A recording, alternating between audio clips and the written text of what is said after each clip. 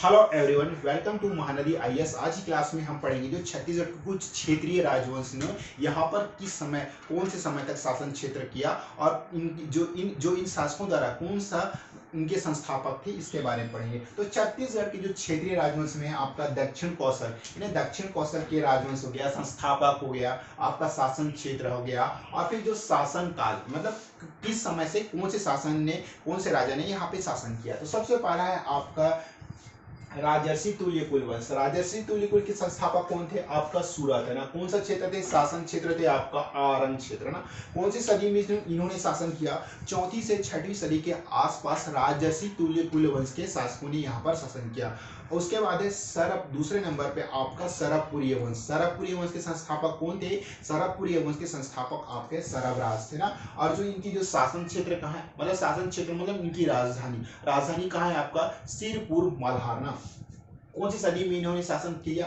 5वीं से 6वीं सदी के आसपास इन्होंने शासन किया। उसके बाद है तीसरा नंबर पे आपका मैकल। मैकल मैकल के जो पांडु वंश है ना, कौन थे इसके संस्थापक? जयबल थे ना, जयबल थे। और ये कौन से क्षेत्र में इन्होंने शासन किया? अमरकंटक क्षेत्र में ना। मैकल श्रेणी अमरकंटक क्षेत्र में कौन से शताब्दी में किया ना? 5वीं से 6वीं सदी के आसपास जयबल ने इस क्षेत्र में शासन किया ना। उसके बाद दक्षिण कौशल के पांडुवंश। दक्षिण कौशल के पांडुवंश के जो संस्थापक कौन है? वो है आपका इंद्रबल ना। इंद्रबल को याद रखेंगे। और कौन सा क्षेत्र में इन्होंने शासन किया? ये सिरपुर क्षेत्र में इन्होंने शासन किया। उसके वो भी कौन सी शताब्दी में शासन क्षेत्र किया? 6वीं से 7वीं सदी, 6वीं से 7वीं सदी के आसपास इस क्षेत्र पे दक्षिण कौशल के पांडुवंश ने शासन किया। उसके बाद दक्षिण कौशल के सोमवंश। दक्षिण कौशल के सोमवंश के संस्थापक कौन थे? आपका शिवगुप्त थे ना।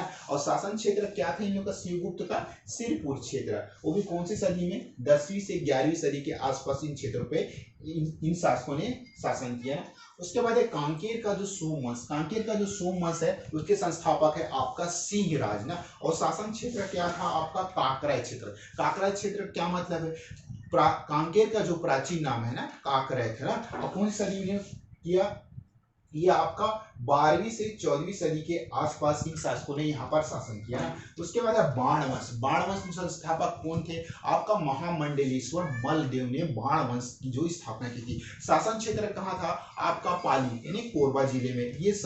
ये पाली कोरबा क्षेत्र में अपना शासन चलाते थे। कौन सी सदी में करते थे ये? 9वीं से 10वीं सदी के आसपास ना। उसके बाद है आपका फणिनाग। फणिनाग वंश के संस्थापक कौन है? अहिराज। ये अभी इनका शासन क्षेत्र क्या था? आपका कवर्धा जिला था, कवर्धा क्षेत्र था। कौन सी सदी में? आपका 11 से 14वीं सदी के आसपास इन्होंने शासन किया ना। उसके बाद रतनपुर के कलचुरी वंश। रतनपुर ये मोस्ट इंपॉर्टेंट है, मोस्ट इंपॉर्टेंट, क्योंकि जब ये राजवंशों पर छत्तीसगढ़ के जो मध्यकालीन है ना कलचुरी वंश के संस्थापकों द्वारा ये इर्द गिर्द घूमती है। तो हम आगे जो क्लासेस होगी उसमें कलचुरी वंश के बारे में काफी डिटेल पढ़ेंगे, लेकिन फिलहाल हम ये पढ़ते हैं कि जो कलचुरी वंश का जो शासन क्षेत्र कहाँ था। रतनपुर के कलचुरी वंश के संस्थापक कौन थे? आपका कलिंग राज। ये मोस्ट इंपॉर्टेंट है कि कलिंग राज ने ही छत्तीसगढ़ में कलचुरी वंश की नींव रखी ना, कलिंग राज। और इनका जो शासन क्षेत्र कहाँ था? तुम्माड़ ना। कौन सा दिन की था? 11 से 18वीं सदी के आसपास ना। उसके बाद है आपका ये रायपुर के जो कलचुरी वंश। रायपुरी कलचुरी वंश क्या है? आपका रामचंद्र देव। रामचंद्र देव ने क्या कहते? इनकी शासन क्षेत्र क्या था? खल्लारी। कौन सी सदी की थी? 14 से 18वीं सदी के आसपास। उसके बाद है आपका मराठा वंश। बिंबाजी भोसले। बिंबाजी भोसले का नाम आती बहुत कुछ, मतलब हमें मराठा वंशों के बारे में जानकारी मिलती है। और जो इनका शासन क्षेत्र क्या था? रतनपुर। उन्होंने कौन से क्षेत्र में कौन से समय में शासन किया? वो है आपका 18 से 19वीं सदी के आसपास इस क्षेत्र में शासन किया। तो एक बार हम फास्ट रिवाइज करते हैं हमारे छत्तीसगढ़ के क्षेत्रीय राजवंश के बारे में दक्षिण कौशल के राजवंश संस्थापक है, शासन क्षेत्र है और शासनकाल। तो राजर्षि तुल्य कुलीय वंश का जो संस्थापक है कौन है? आपका सूरा। अब कौन सा क्षेत्र में शासन किया? आरंग क्षेत्र में शासन किया ना। उसके बाद आपको कौन से शासन काल में किया था? 34 से 6वीं सदी के आसपास। सरबपुरीय वंश में आपका सरबराज है। सरबराज क्या है? सिरपुर मल्हार। सरबराज ने जो कहाँ कहाँ अपना शासन क्षेत्र किया? आपका सिरपुर मल्हार और ये संबलपुर क्षेत्र में इन्होंने अपना शासन किया। कौन सी सदी में? आपका 5वीं से 6वीं सदी के आसपास ना। उसके बाद मैकल के पांडु वंश। मैकल के पांडु वंश में क्या है? आपका जयबल। जयबल। इन्होंने कहाँ शासन किया? अपना अमरकंटक क्षेत्र ना, मैकलसडी, कौन से में 5वीं से 6वीं सदी के आसपास। उसके बाद दक्षिण कौशल वंश, पांडु वंश है। दक्षिण कौशल के जो पांडु वंश है, किसने की थी इसकी स्थापना? इंद्रबल। इंद्रबल, इंद्रबल कहाँ? आपका सिरपुर क्षेत्र, कौन से सदी में? आपका 6वीं से 7वीं सदी के आसपास इन्होंने शासन किया ना। उसके बाद आपका दक्षिण कौशल के सोमवंश। अब दक्षिण कौशल के सोमवंश की जो स्थापना किसने की थी? आपका शिवगुप्त ने। और जो शासन क्षेत्र क्या था आपका? सिरपुर क्षेत्र है ना, वो है आपका 10वीं से 11वीं सदी के आसपास इन्होंने शासन किया। उसके बाद है कांकेर का सोमवंश। कांकेर का सोमवंश किसने स्थापित किया था?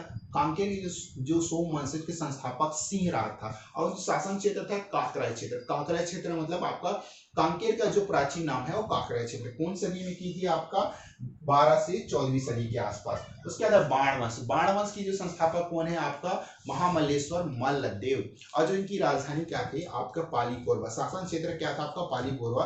कौन सी सदी में ये शासन किया? यह आपका किया 9वीं से 10वीं सदी के आसपास ना। उसका फड़ी नागवंश का जो संस्थापक है अहिराज है, और कवर्धा क्षेत्र में किया। उसके इन्होंने कौन सी सदी में स्थापना की? मतलब कवर्धा क्षेत्र में 11 से 18वीं सदी के आसपास ना, 11 से 14 सदी के आसपास कवर्धा क्षेत्र। उसके बाद रतनपुर के कलचुरी वंश, जो कलिंग राज है, रतनपुर के जो कलचुरी वंश है उसके संस्थापक कौन थे भैया? आपका कलिंग राज थे। राजधानी कहाँ थी? आपका तुम्माड़।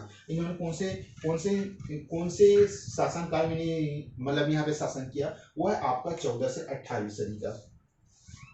उसके बाद है आपका ये रायपुर कलचुरी वंश, ये है आपका रामचंद्र देव ना। रामचंद्र देव ने, और जो इसका शासनकाल था खल्लारी, कौन सी 14 से 18वीं सदी के आसपास।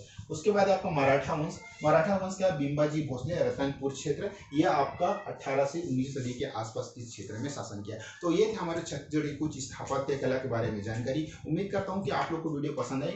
और तो आज की क्लास में बस इतनी ही। छत्तीसगढ़ के क्षेत्रीय राज्य बस कुछ इंपॉर्टेंट फैक्ट होते हैं। अगर मेरे कुछ शासनकाल में कुछ गड़बड़ी हुई प्लीज कमेंट कीजिए, क्योंकि मैंने काफी फास्ट पढ़ा है जो शासनकाल है। तो इस तरह इन राजवंश ने छत्तीसगढ़ में शासन किया। तो इसकी एक छोटी संक्षिप्त जानकारी थी, जिससे आपको नॉलेज मिल सके कि इस राजवंश ने इस क्षेत्र में इस समय तक यहाँ पे शासन किया। तो आज की वीडियो में बस इतनी ही। ओके।